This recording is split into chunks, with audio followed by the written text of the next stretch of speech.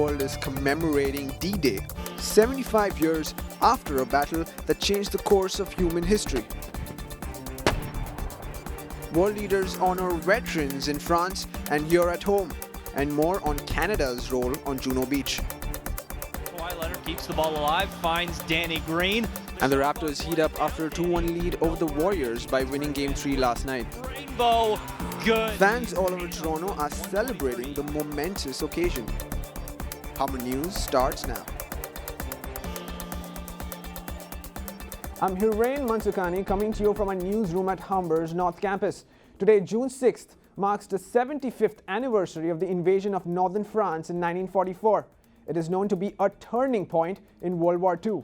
With many of the veterans from that day now in their 90s, this will likely be the last major anniversary with living survivors from the Battle of Normandy. In this show, we will cover the news of today in Canada and around the world. But first, let's look back at this day in history. The Western Allies stormed the beaches of Normandy, which was the largest seaborne invasion in human history. It was a massive invasion to push back the Nazis. More than 2 million Allied troops readied themselves in Great Britain for the invasion. Soldiers stepped up on 5 beaches: Gold, Juno, Sword, Utah, and Omaha, and many didn't return. They faced relentless fire from German troops. Lives of over 4,000 soldiers were lost on the first day alone. Within 11 months of the invasion, the Nazi regime fell throughout Europe and World War II finally came to an end. It was emotional at Toronto's D-Day ceremony held at 7:30 this morning. The same hour, the 3rd Canadian Infantry Division landed on Juno Beach. Devin Nguyen with the story. It was a somber morning at Old City Hall Cenotaph, where Toronto held its D-Day ceremony. The front line of the fight for freedom took place on the beaches of Normandy, but the people back home here in Toronto played a role as well. Those residents of Toronto ensured that our troops had what they needed to fight for liberation. Ships, planes, weapons, munitions, and clothing were all manufactured here in Toronto and sent on to support the war effort. Veterans from that fateful day attended and told stories of their experiences. There are so few of us left, so we're handing over the torch of freedom to you. Hold it high so others can see how precious freedom is. We knew that all the men were ready in the ships and waiting. It was very, very deep down in me, knowing that they had to wait so long in the ships before the weather was, they had to finally go, whatever the weather was. Many of those who attended have a connection with D-Day through friends and family. Alan Roy, who served just under 10 years with the Canadian Army, says his grandfather helped ready troops in New Brunswick. We don't give ourselves enough credit for what we have done and what we continue to do.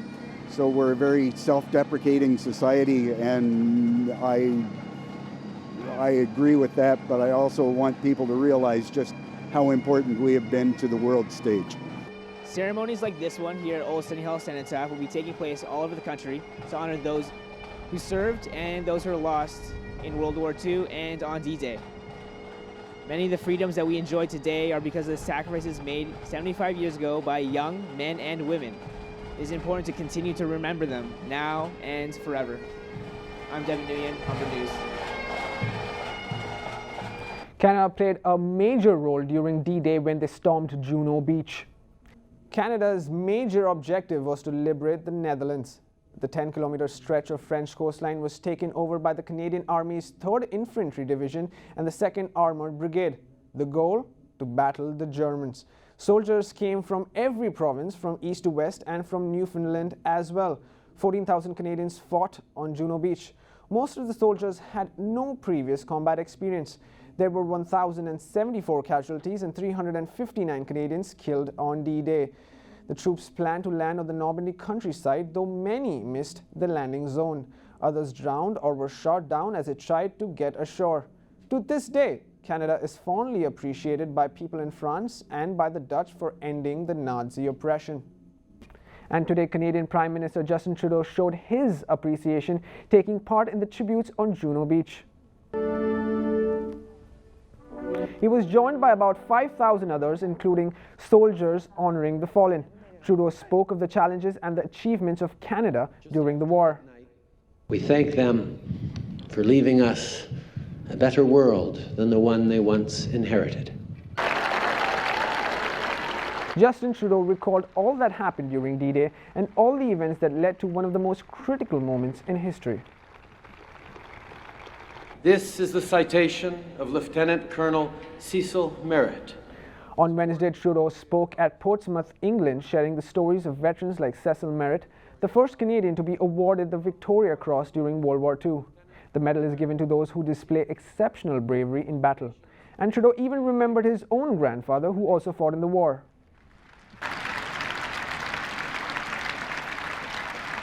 Mon grand-père, James Sinclair. Queen Elizabeth is among those who still remembers the sacrifices made on D-Day. She was only a teenager at the time and contributed to the war alongside her family. The Queen honored the veterans and Allied service members who took part 75 years ago in the deadly events of June 6th. She reminisced how the invasion began and the royal family's role in the war.